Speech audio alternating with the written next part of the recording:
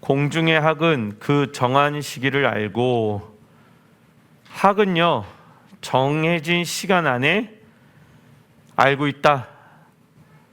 그리고 또 뭐라고 말씀하냐면 산 비둘기와 제비와 두루미는 그들이 올 때를 지키거늘, 여러분들 새들은요 자신들이 올 때를 지킵니다. 이건 무엇과 연결되어져 있냐면 생명과 연결되어져 있는 것을 의미합니다. 겨울에 오리떼가 겨울로 가지 아니하면은 오리떼가 죽게 되어지겠죠. 따뜻한 봄날인데 제비와 두루미가 움직이지 않는다라고 하면은 그들의 생명은 끊어지게 되어집니다. 그래서 시간은 우리 영혼의 생명과 같은 것이다. 하나님의 시간표는 우리 영혼의 생명과 같은 것이다. 그래서 한 달 동안 우리가 어떻게 살아갈 것인지 하나님은 말씀을 통해서 우리에게 생명을 공급해 주시길 원하신다. 그런데 문제는 뭐냐면 내 백성은 여호와의 규례를 알지 못하도다 라고 말씀하고 있습니다. 규례, 하나님이 정한 모에드, 시간을 의미합니다.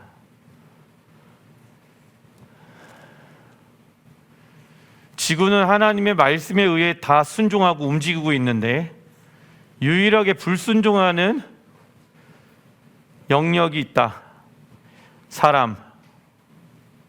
사람만이 하나님의 시간표에 관심이 없다. 뭐가 더 중요합니까?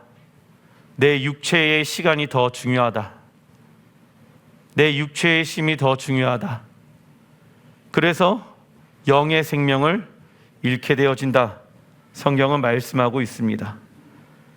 새들은 정한 시기를 알고 있지만 하나님의 백성은 무엇에 관심이 없다. 하나님의 시간표. 왜냐하면 그들은 눈에 보이는 시간에만 관심을 가지고 있었기 때문입니다. 그러나 하나님은 우리에게 이달의 시간표를 미리 알려주어서 그 말씀대로 인도해 주시길 원하신다. 이번 달의 이름은 쉐바롤 11번째 달입니다. 이스라엘에서는 지금 쉐바롤이 시작되어지면 많은 비가 내리기 시작한다. 이 비로 인해 광야에는 풀들이 자라나게 되어지며 푸른 초장으로 변하기 시작하죠. 그 비로 인해 이스라엘의 나무들은 더욱더 성장하여 열매를 맺을 준비를 하게 되어진다. 그래서 우리는 이번 달 계속해서 하늘의 은혜의 단비를 구하면서 주가 원하시는 열매를 맺기 위해서 영양분을 공급받아야 하는 시기입니다. 왜냐하면 하늘에서 내리는 비는 무엇과 연결되어져 있냐면 토라랑 연결되어져 있습니다. 하늘에서 비가 내린다라는 것은 하늘에서 하나님의 말씀이 임하기 시작한다. 그래서 하나님의 말씀에 대한 계시가 우리 안에 있어야지만이 우리가 하나님의 풍성한 열매를 맺기 위한 영양분을 공급받을 수가 있는 것이다. 이번 달에는 특별히 우리가 하나님의 말씀을 좀 더 깊게 연구하고 기도하면서 나가야 하는 시기입니다. 왜냐하면 열매를 맺기 위해서는 영양분이 공급되어져야 하기 때문이지요. 그래서 쉐바롤은 하나님의, 적어놔 주십시오, 풍성함과 축복을 상징하는 달이다. 토라의 히브리 원어가 야라이며 야라에서 파생되어졌는데 그 뜻은 비가 내리다입니다. 비는 하늘에서 땅으로 내려 우리에게 풍성한 열매를 가져다 준다. 그래서 하나님은 이 땅에 살고 있는 우리에게 말씀을 주셨고, 우리가 생명과 같은 말씀을 가지고 살아가게 되어졌을 때 우리는 어떠한 삶을 살아가게 되어집니까? 풍성한 삶을 살아가게 되어진다. 목사님, 세상에서 말하는 풍성한 삶이랑 성경에서 말하는 풍성한 삶은 좀 다른 것 같습니다. 180도 다르죠. 세상에서 말하는 풍성한 삶은 돈이 있으면 풍성하다, 권력이 있으면 풍성하다, 자녀들이 잘 나가면 풍성하다. 그런데 말이죠, 사람의 힘으로 만들어낸 풍성함은 결국 오래가지 못합니다. 고갈되어집니다. 왜요? 영원한 풍성한 삶은 오직 예수와 안에 있기 때문이죠. 그래서 예수와 안에 있는 사람들은 어떠한 풍성함을 느끼는지 아십니까? 다윗처럼 예배가 드릴 수 없는 상황에서도 하나님 앞에 감사와 영광을 올려드리면서 예배하기 시작합니다. 외양간에 소가 없어도 하박국처럼 여호와를 기뻐하기 시작합니다. 주변 사람들이 물어봅니다. 너의 하나님은 살아계시지 않은 것 같은데 너는 왜 이렇게 감사와 찬양이 넘쳐나느냐? 여호와께서 내 안에 있기 때문이다 라고 말씀합니다. 이게 진정한 풍성한 삶의 원리인 것입니다. 무엇이 있고 없고 이기 때문에 풍성하다, 풍성하지 않다가 아니라 예수와 안에 있는 사람들은 감사할 수 없는 상황에서 감사하기 시작하며 기뻐할 수 없는 상황에서 예수님만 바라보면 기뻐하기 시작할 수 있는 능력이 십자가 복음 앞에 있기 때문입니다. 왜냐하면 환경과 절망 가운데 있는 상황에 나는 주님과 함께 십자가에 못 박혔습니다. 사람들이 얘기하는 절망적인 환경은 더 이상 나에게 영향을 줄 수가 없습니다. 왜냐하면 절망적인 환경에서 우리를 건져내신 분은 예수와이시기 때문입니다.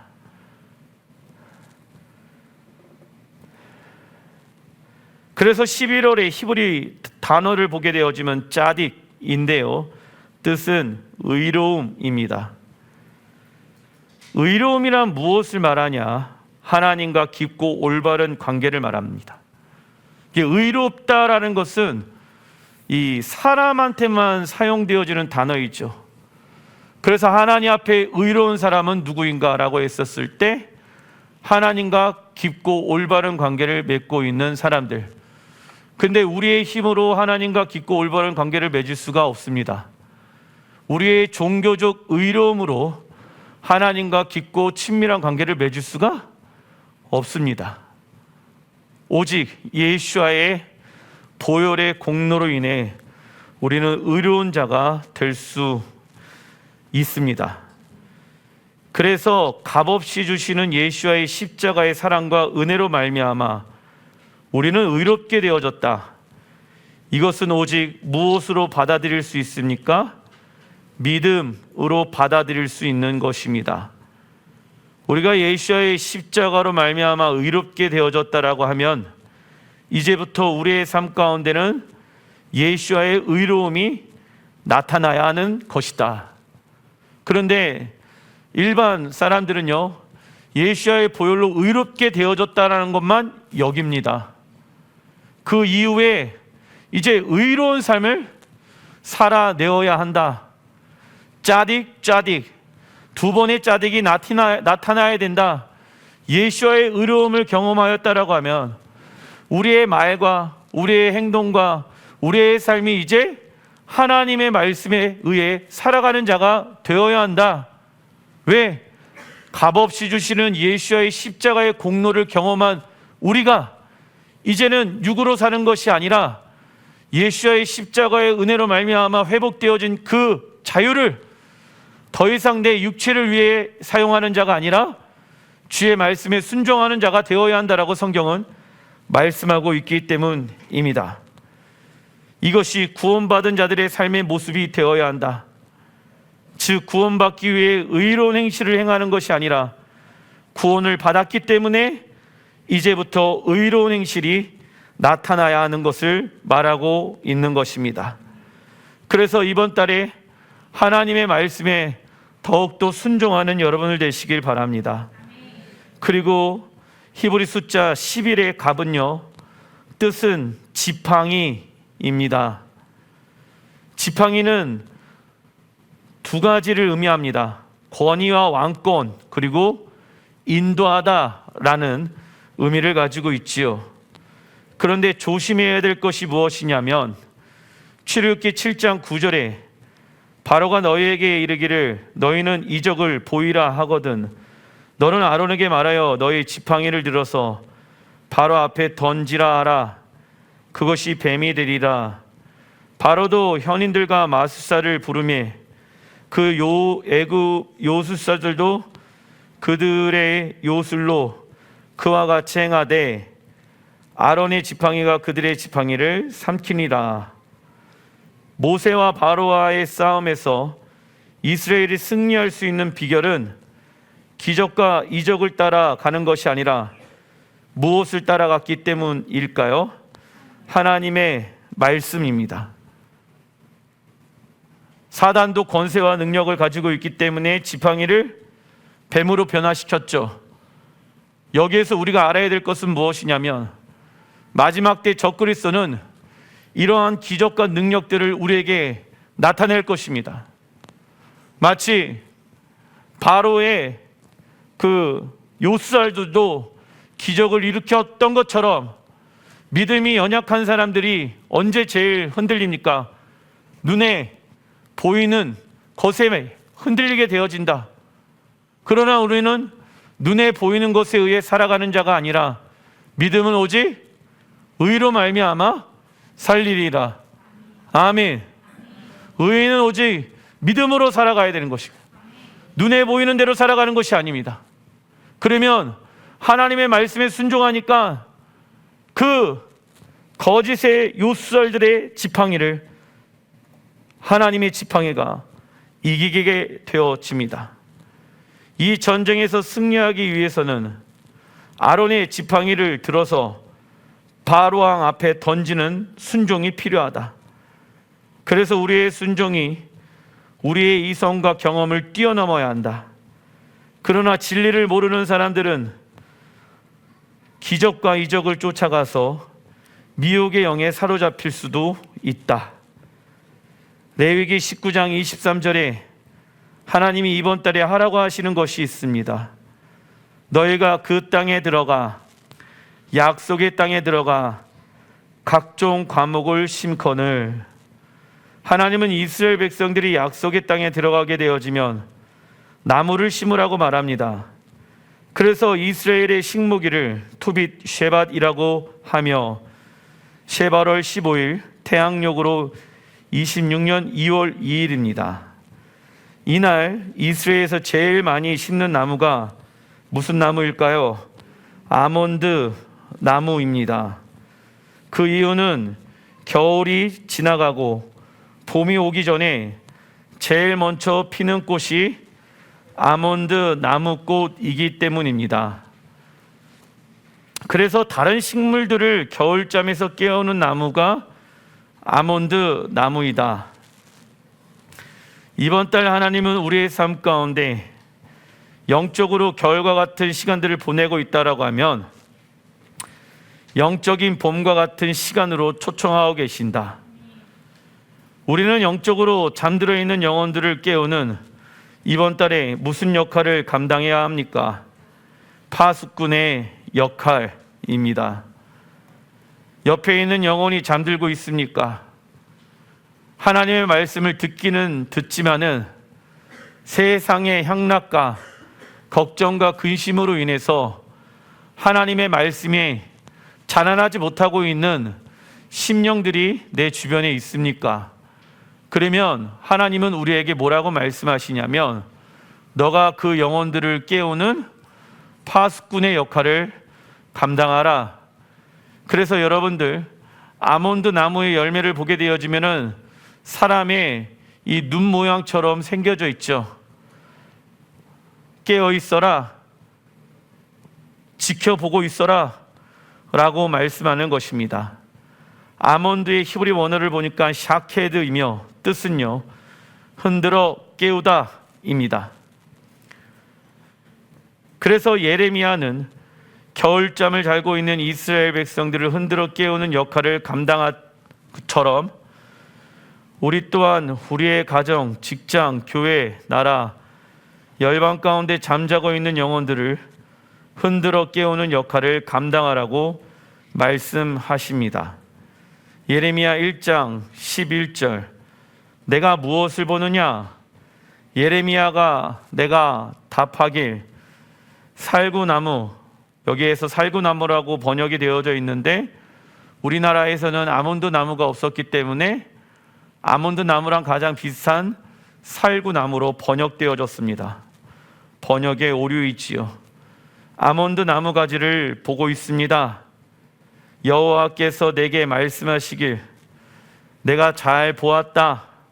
내 말을 행하는지 내가 지켜보고 있다.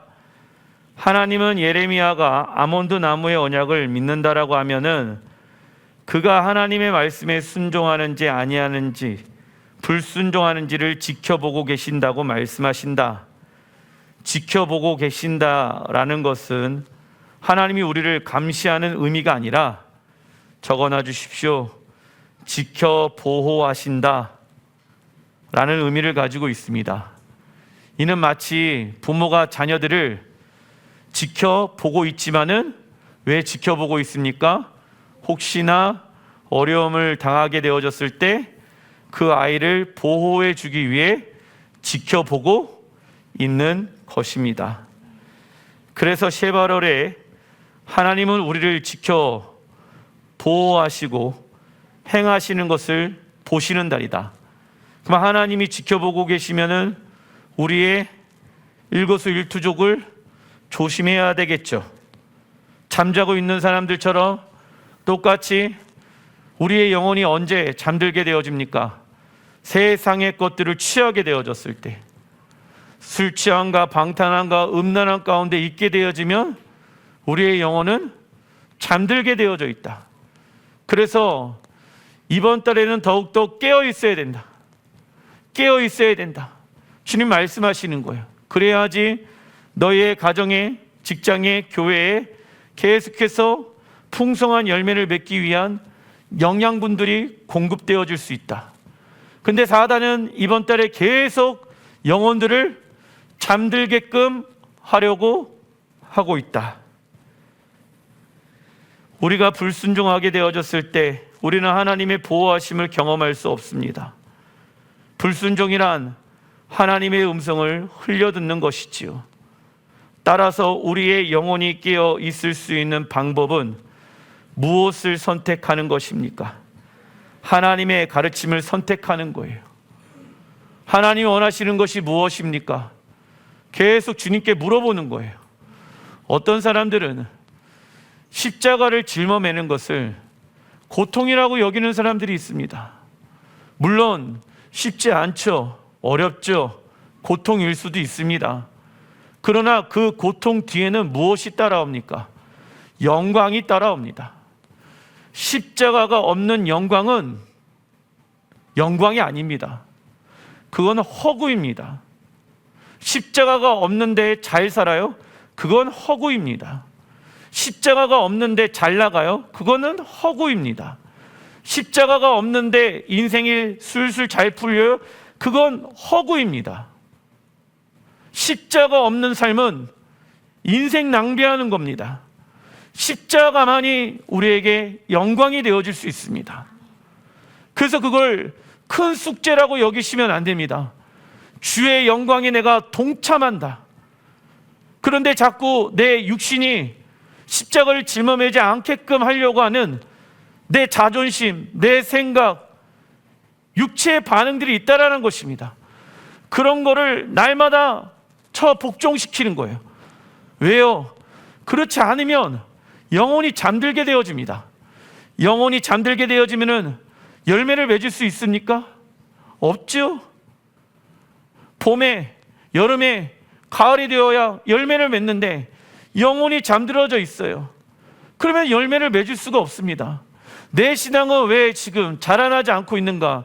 이유는 단순합니다. 지금 잠들고 있기 때문에. 그런데 하나님은요, 계속 우리를 깨우시고 계십니다. 여러분들의 가정의 중보자들을 통해서, 예배자를 통해서 깨우시고 계신다라는 것이죠. 거기에 우리가 반응해야 하는 것입니다. 우리의 영혼이 잠들 수 있게 하는 방법은 세상의 가르침을 선택하는 것이다. 그리고 이 아몬드 나무의 형상이 또 어디에 나와 있냐? 출애굽기 25장 31절에 너는 순금으로 등잔대를 만들되 이 메노라 보게 되어지면 이 초의 밑에 받쳐지는 그 잔의 모양을 33절에 이쪽 가지에 아몬드 꽃 형상의 잔색과 꽃받침과 꽃이 있게 하고 등잔대에서 나온 6을 갖게 할지며.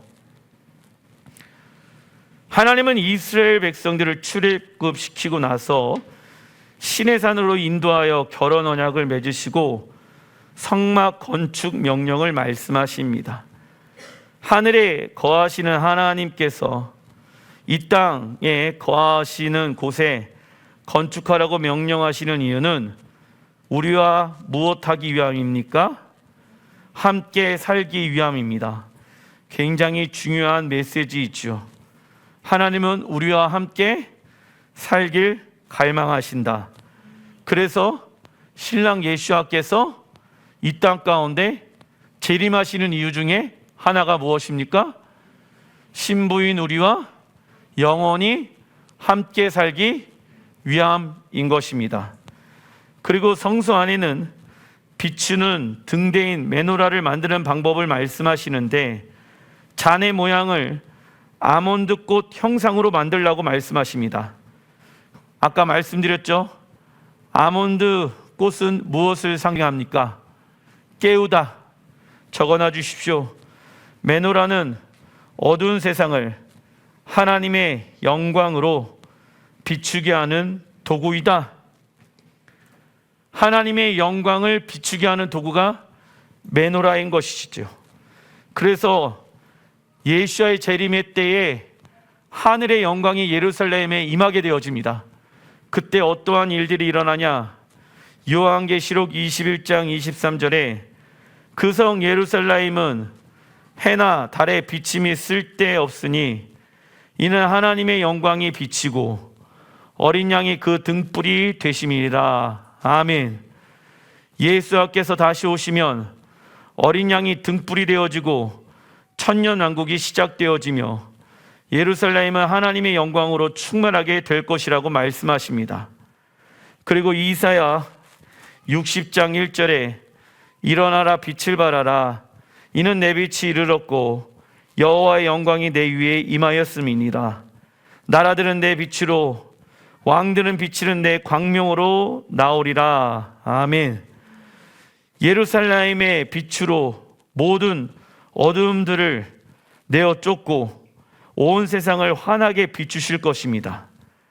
즉 영적인 진리가 예루살렘의 왕이신 예수아를 통하여 전 세계 가운데 제공될 것을 말하는 거예요. 그래서 천년왕국 시대가 시작되어지면 세상의 빛은 어디가 되어집니까? 예루살렘이 되어질 것이다. 우리가 그때까지 이 세상에서 무슨 역할을 감당해야 됩니까? 빛의 역할을 감당해야 된다. 빛과 소금의 역할을 감당하는 것은 무엇을 말합니까? 빛, 어둠. 어둠은 하나님의 말씀이 아닌 세상의 가치와 세상의 정체성을 말하죠. 그런데 빛은 하나님의 말씀을 말합니다. 창세기 1장에 보게 되어지면 빛이 있으려 하시니 빛이 있었고, 여기서 말하는 빛은 해와 달과 별을 얘기하는 게 아니라 하나님의 영광의 빛을 의미합니다.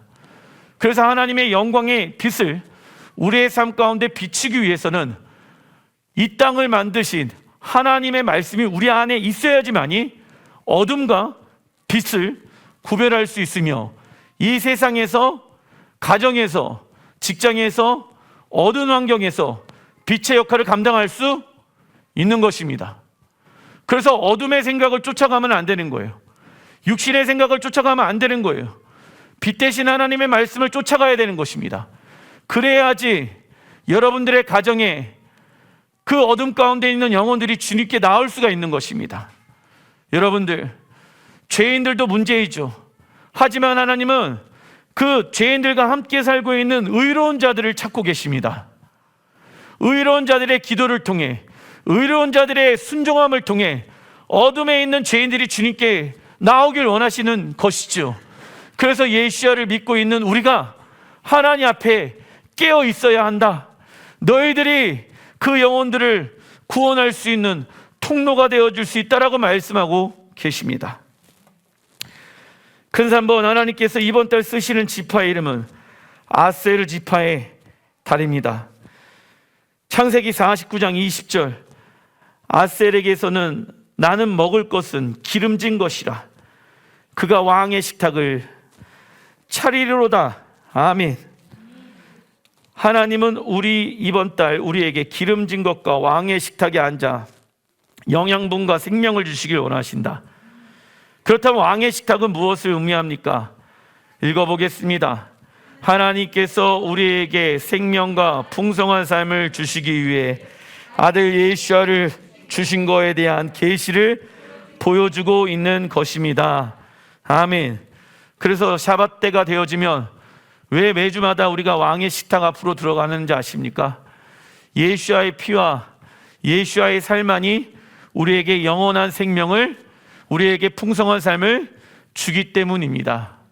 사람이 만든 빵이지만, 사람의 손으로 만든 포도주이지만 하나님 예수야의 살과 피를 통하여서 내가 왕의 식탁 앞으로 나아갑니다. 내가 침대에서 벗어나서 주님이 계신 보좌 가운데 나아가는 자가 되겠습니다. 그래서 아쉐르, 히브리 원어의 뜻을 보게 되어지니까 복과 행복과 기쁨과 즐거움과 풍족의 뜻을 가지고 있습니다. 아셀의 히브리어 단어를 분석하면 알레프, 신, 레쉬입니다. 이번 달 아셀 지파로 하나님의 형상인 예수야를 우리의 머리로 인정해 드린다라고 하면 우리의 삶 가운데 무엇이 임하는 달입니까? 행복과 기쁨이 임하는 달이다. 그래서 우리의 머리를 누구에게 둘 것인가? 우리가 이번 달 고민하고 생각해 봐야 합니다. 하지만 주의해야 할 것이 있다 말씀하십니다. 히브리서 4장 2절에 읽어보겠습니다.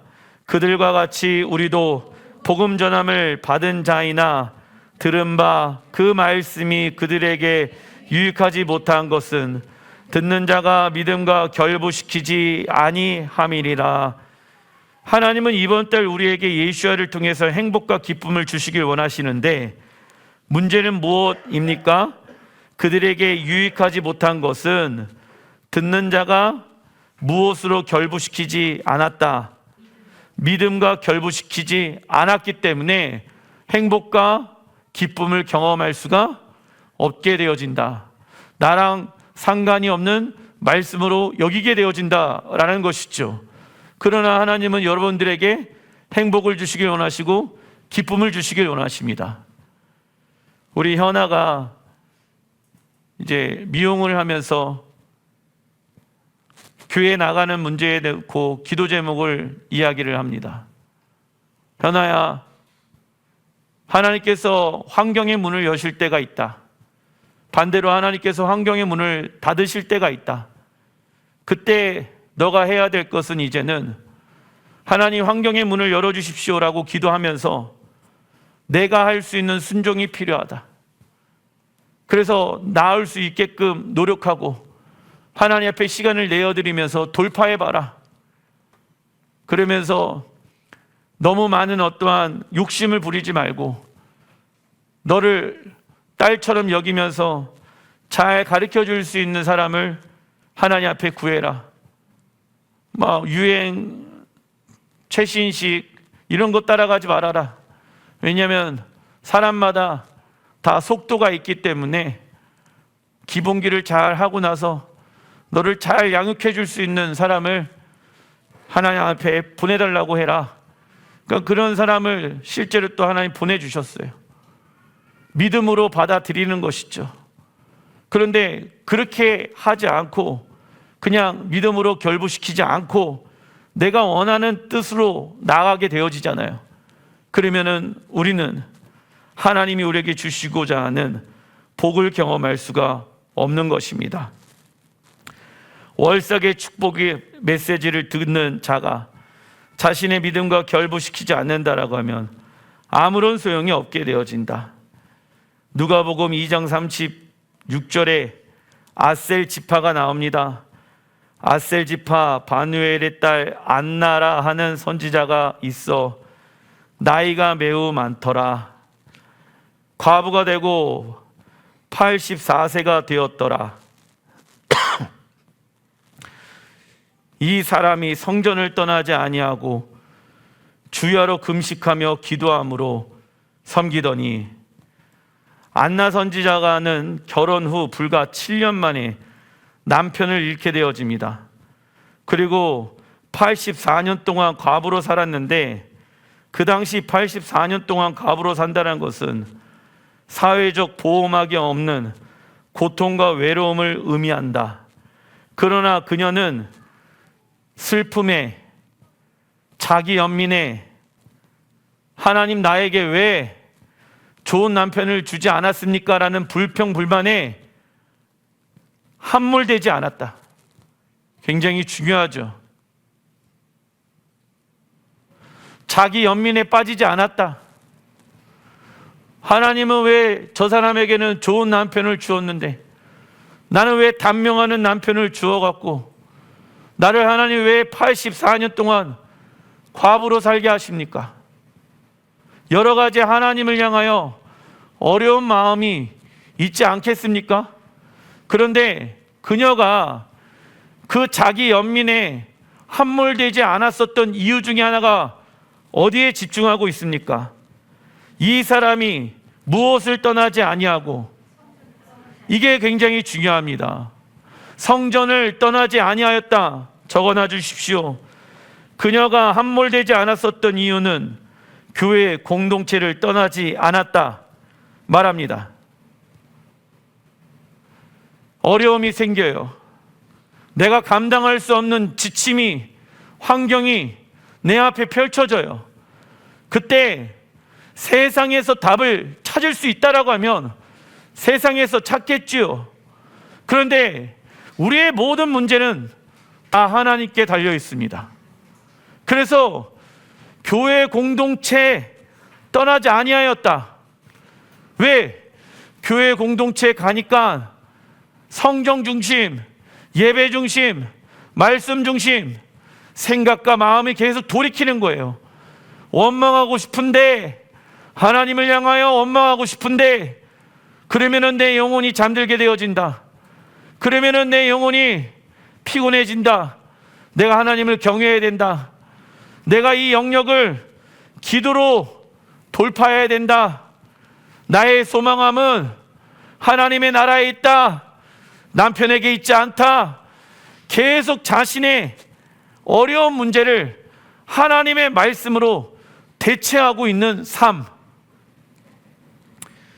교회는 하나님과의 교제의 장소이며 삶에서 실수하거나 낙심했을 때 다시 마음을 잡고 신앙생활을 시작할 수 있는 곳입니다.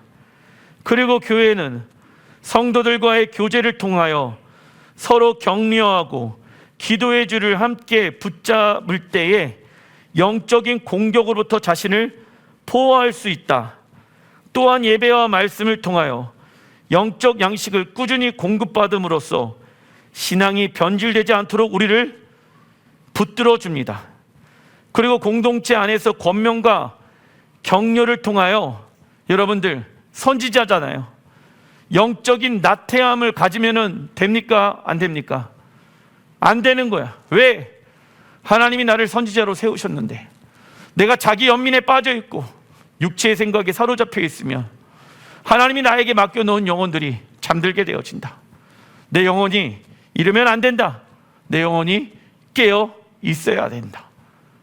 그래서 공동체 생활이 성경에서 계속 중요하게 이야기가 되어지는 이유가 거기에 있는 거예요.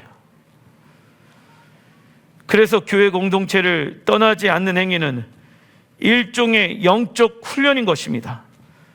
그러나 이러한 훈련을 하지 않는 이는 세상 가치관에 쉽게 휩쓸리게 되어진다. 그리고 안나 선지자는 84세가 되기까지 성전에서 기도와 예배를 통해 어떠한 계시를 깨닫게 되어집니까? 예수와의 탄생의 비밀을 깨닫게 되어진다. 무엇을 통해서? 금식과 기도와 예배를 통해서 성전을 떠나지 않고, 여러분들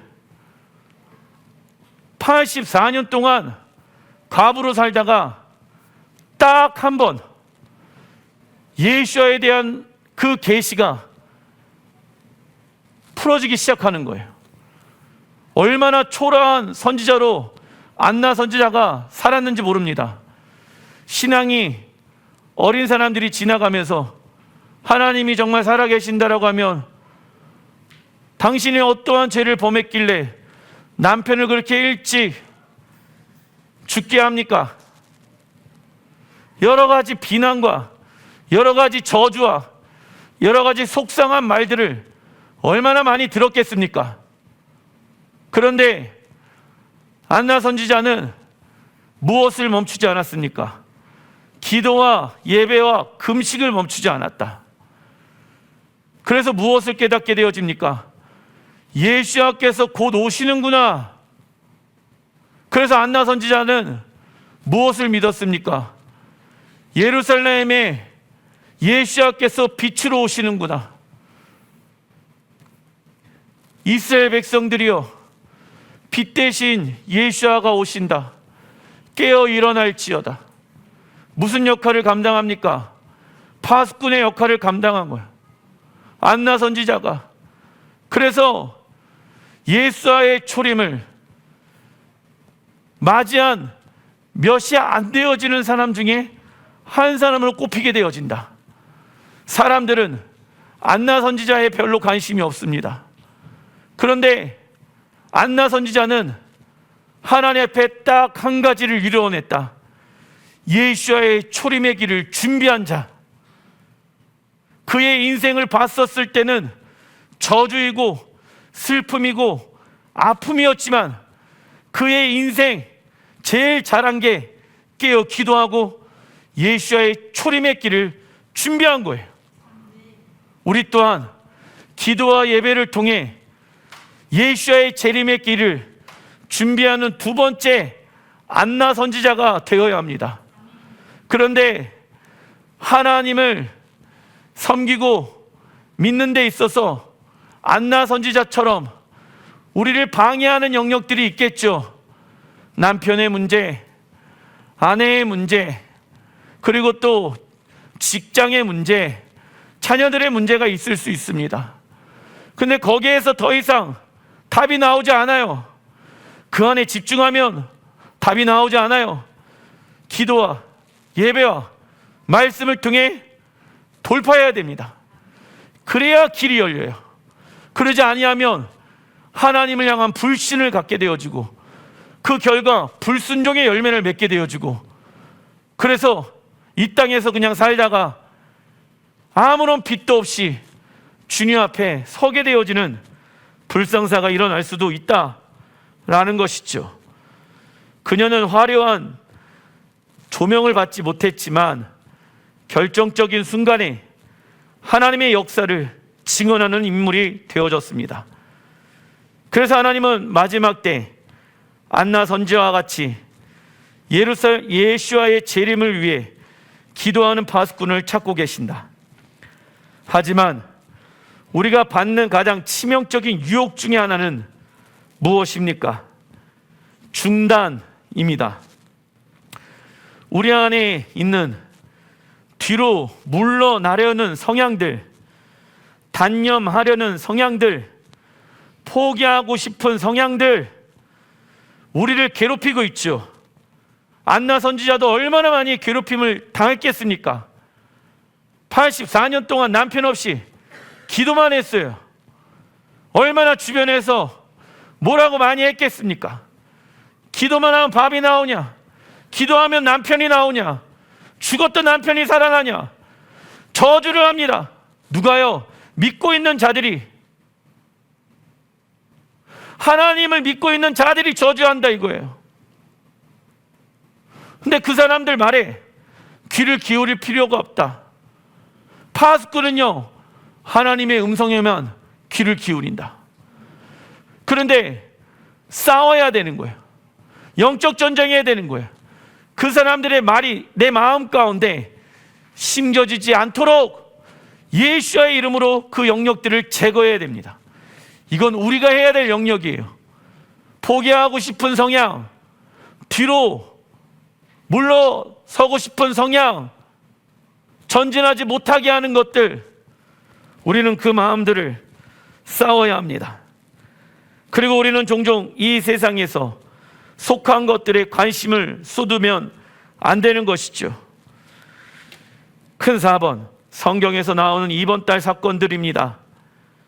신명기 1장 3절, 40째 해 11째 달 그 달 첫째 날에, 오늘이지요, 모세가 이스라엘 자손에게 여호와께서 그들에게 위하여 자기에게 주신 명령을 다 알렸으나, 이게 무슨 말입니까? 신명기 다시 한번 이스라엘 백성들에게 무엇을 가르친 날? 토라를 가르친 날. 그런데 왜 11월 1일 날 이 신명기를 다시 강론했을까요? 토라는 하늘에서 내리는 비, 그쵸? 그래서 안 거예요. 모세는 이번 달에 다시 하나님의 말씀을 강론해야지 그들이 약속의 땅에 들어가서 풍성한 열매를 맺을 수 있고, 잠들지 않고 파수꾼을 깨어 영적 전쟁할 수 있겠구나. 말씀으로 무장하자. 4장 14절, 그때 여호와께서 내게 명령하사 너희에게 규례와 법도를 교훈하게 하셨나니, 이는 너희가 거기로 건너가 받을 땅에서 행하게 하려 하심이니라. 하나님이 우리에게 말씀을 주신 이유는 우리가 주님 오시게 되어지는 그날에 약속의 땅에 들어가 그대로 행하게 하기 위해서 말씀 주셨다. 셰바롤에 모세는 이스라엘 백성들을 모압 평지에 모아놓고 신명기를 강론하게 되어진다. 그 이유는 약속의 땅을 차지하기 위한 완벽한 준비는 무엇하는 것입니까? 하나님 말씀에 순종하는 것입니다. 우리가 하나님 나라를 기업으로 얻기 위해 믿음의 선한 싸움을 해야 된다. 그리고 우리가 무엇을 선택할 때에는 우리의 결과는 무엇이 되도록 해야 합니까? 진리, 이번 달에 하늘의 토라를 우리에게 부어주신다. 어떠한 선택을 할 때는 항상 무엇이 되어야 된다? 진리가 되어야 한다. 교회의 이전 문제도 마찬가지입니다. 투자의 관점으로, 세상의 관점으로 이야기하고 우리가 나눌 수는 있습니다. 하지만 우리가 결정하는 모든 것 안에는 무엇이 되어야 합니까? 진리, 말씀이 동의에 일어나야 된다. 그래서 환경적으로 좋은 곳에 가면 하나님이 인도하신 것이고, 환경적으로 좋지 않은 곳에 가면 하나님의 인도하심이 없다라고 얘기하는 것은 세상 사람들이 하는 말입니다. 어디에 가든지, 푸른 초장에 우리가 있든지, 사망의 음침한 골짜기에 우리가 있든지 여호와께서 나와 함께 하시면 되는 겁니다. 그렇기 때문에 거기에 대놓고 우리의 어떠한 생각이 옳기 때문에 우리가 움직이지 않으면 안 된다. 진리가 우리의 삶을 움직이게끔 해야 된다. 그래야 무엇에 자유하다? 결과에 자유하다. 할렐루야. 진리가 너희를 자유케 하리라. 여러분들, 맨 처음에 순천에서 개척 준비하다가 들어왔어요. 10년 이제 넘어갔죠. 하나님 말씀에 순종해서 오니까 자유해요. 여기에 있다고 해갖고 우리가 뭐 조금 불편한 건 있지만은 묶여있는 사람들이 있습니까? 없죠. 자유함 가운데 예배 드리고 얼마나 좋습니까?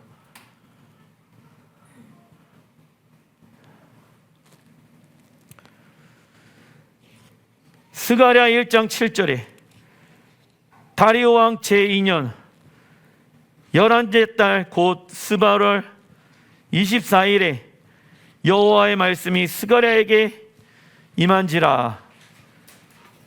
바벨론 포로에서 돌아온 이스라엘 백성들이 성전 재건을 중단하고 낙심해 있을 때 하나님은 스가랴 선지자에게 소망의 환상을 보여주신다. 보이는 건 뭐예요? 안나 선지자와 같이 남편도 없고 맨날 성전에서 기도만 하고 있는 모습이야.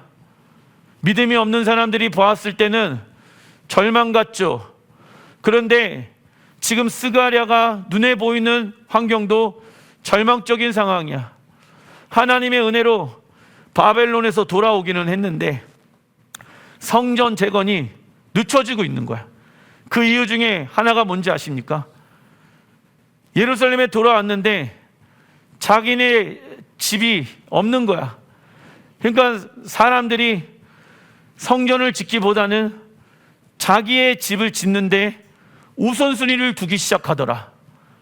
그러니까는 이제 스가랴가 얼마나 큰 실망을 했겠습니까? 그때 하나님이 스가랴에게 환상을 보여주십니다. 왜요? 깨어 기도하라고 소망을 주죠. 그 소망의 메시지가 무엇이냐면 스가랴 1장 8절 내가 밤에 보니 한 사람, 이 한 사람은 예수야를 상징합니다. 근데 예수야가 무슨 말을 타고 있습니까? 붉은 말. 성경에서 붉은 말이 등장하면은 요한계시록에 보게 되어지면 그 모든 피 흘림의 전쟁에서 승리하신 분은 예수야이시잖아요. 그래서 예수야께서 붉은 말을 탄 형상의 모습을 얘기하고 있는 부분도 있어요. 전쟁에서 승리하신 예수야의 그 환상을 스가랴가 보게 되어집니다. 그런데 그가 어디에 있냐면 골짜기 속 화석류 나무 사이에 섰고 나와 있습니다. 골짜기 속에 화석류 나무라는 나무를 보게 되어지면 초라하고 작은 나무까지예요. 이건 무엇을 의미하냐면 예수께서 오시는 그때에 이스라엘 백성들이 지금 너무나도 초라하고 연약한 모습 가운데 있는 모습을 보게 되어집니다. 왜요? 마지막 때 이스라엘은 열방의 무슬림 국가들로 인해서 초라하게 되어질 것을 하나님 보여주시는 거야. 그런데 그 안에 누가 서 계십니까? 붉은 말을 타고 오신 예수와 이스라엘 나라를 대적하는 무슬림 국가들을 심판하러 오시는 예수와께서 가장 초라한 백성들과 지금 무엇하고 계신다? 함께 거하시고 계신다. 할렐루야. 그 뒤에는 붉은 말과 자줏빛 말과 백마가 있기로 화석류 나무 사이에 선자가 대답하여 이르되 이는 여호와께서 땅에 두루 다니라고 보내신 자들이니라. 스가랴 선지자는 골짜기 속 화석류 나무 사이에 붉은 말을 타고 있는 자를 보았습니다.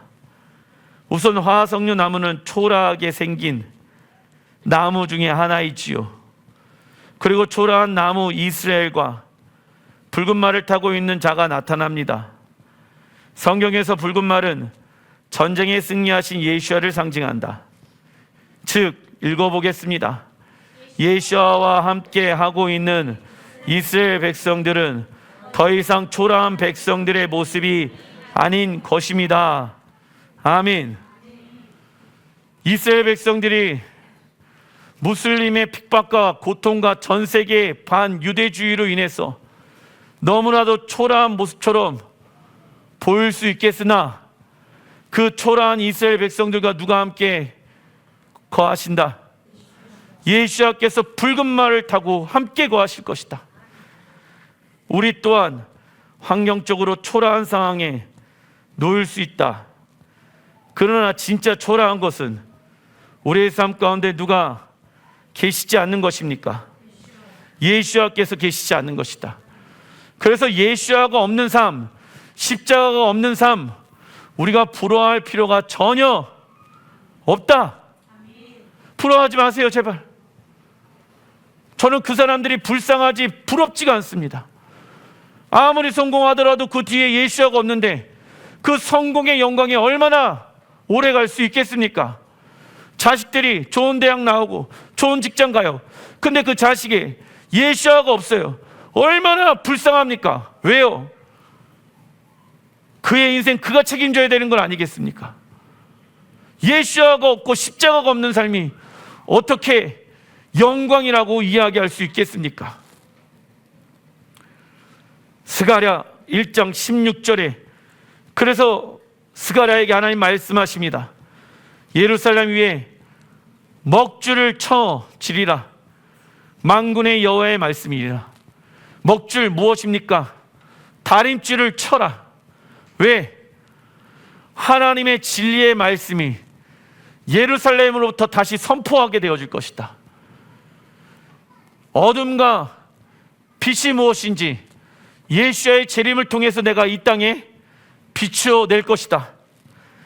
17절 그가 다시 외쳐 이르기를 만군의 여호와의 말씀에 나의 성읍들이 넘치도록 다시 풍부할 것이리라. 예루살렘의 성읍들이 어떻게 되어집니까? 넘치도록 다시 풍부하게 되어진다. 아까는 무슨 나무였습니까? 초라하고 작은 화석류 나무예요. 그런데 그 나무들이 사라지고 넘치도록 다시 풍성한 열매들을 맺게 되어지는 곳으로 변하게 되어질 것이다. 왜요? 스가랴 말씀 보게 되어지면 에스겔 또 선지자가 말하고 있죠. 생명수가 성전에서 흘러나와 그 닿는 모든 것들이 살아나는 역사가 일어나게 될 것이다. 이 환상과 계시를 스가랴 선지자가 이번 달에 받은 거예요. 그러니까 삶에 소망함이 생깁니까? 생기지 않겠습니까? 생기겠죠. 근데 무엇과 싸워야 되냐? 지금 눈에 보이는 것과 싸워야 된다는. 파수꾼은요, 조심해야 될 게 있다. 파수꾼은 결국 눈이랑 연결되어져 있는 거예요. 절망을 보면 절망의 기도밖에 나오질 않아요. 그런데 파수꾼이 깨어 있어야지 희망을 볼 수 있다는 거예요. 절망은 누구나 다 얘기할 수 있어요. 그러나 그 안에 하나님이 일하실 거에 대한 믿음의 고백을 하는 것은 아무나 얘기할 수 있는 게 아니에요. 여러분들의 가정이 아무것도 보이지 않아요. 절망이에요. 절망적인 얘기는 누구나 다 할 수 있습니다. 믿음이 없는 사람도 절망적인 얘기는 다 말할 수 있죠. 하지만 파수꾼들은요, 그 안에 하나님의 말씀을 받아냅니다. 그리고 그 말씀을 붙잡고 기도와 예배로 하나님 앞에 올려드리기 시작합니다. 그러면 하늘의 은혜가 부어지는 거예요. 그리고 뭐라고 말씀하냐? 여호와가 다시 시온을 위로하며 다시 예루살렘을 택하리라 하라 하니라. 지금 보세요. 먹줄도 안 쳐 있어요. 다림줄도 안 쳐져 있는 상황이야. 여호와께서 지금 계시는 것 같습니까? 계시지 않는 것처럼 보입니까? 계시지 않는 것처럼 보여요. 여호와께서 어떻게 이 성전에 거하실 수 있을까? 너무 초라한 거야. 그런데 어떤 것을 봅니까? 여호와께서 시온을 위로하시고 다시 예루살렘을 택하는 모습을 보게 되어집니다. 재림 예수와께서 예루살렘의 왕으로 오셔서 예루살렘 성전 위에 먹줄을 치십니다. 기준점 다림줄이죠. 먹줄대로 건물을 세우지 않는다라고 하면 약한 바람과 비로 인해 성전은 무너지게 되어진다. 우리가 세상의 먹줄의 기준을 가지고 살아가고 있습니까? 그렇다면 다 무너뜨려야 합니다. 무너뜨리지 않는 상황에서 건물을 올리면 곧 무너지기 때문이지요. 그래서 하나님은 우리의 신앙의 중심이 예루살렘 성전에 있기를 원하십니다. 말씀을 마무리 짓겠습니다. 열방 가운데 잠자고 있는 영혼들을 깨우는 파수꾼으로 하나님이 우리를 부르시고 계십니다.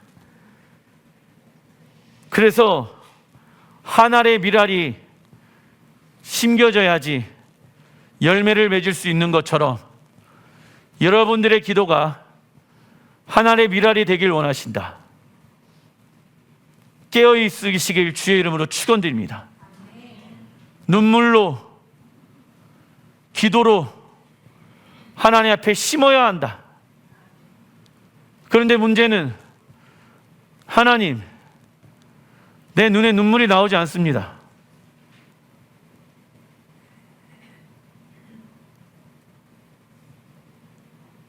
내가 울면서 하나님 앞에 기도해야 되는데 어찌 보면 자기 연민에 빠져서 그냥 될 대로 되라, 잘 모르겠다, 기도할 때 아무런 기대감이 없고 예배할 때 하나님을 갈망하고 만나고자 하는 마음이 없다라고 하면 우리의 기도와 우리의 예배가 어떻게 하나님 앞에 연락되어질 수 있겠습니까? 가정을 위해 우십시오. 나라를 위해 우십시오. 그 눈물에 대한 열매는 반드시 맺게 되어질 것입니다. 여호와를 기대하는 마음을 가지십시오. 보이는 환경을 하나님이 역전시키시는 분이십니다. 그래서 이번 달 하나님의 행복과 기쁨을 경험할 수 있는 여러분들이 되시길 주의 이름으로 축원드립니다. 기도하겠습니다.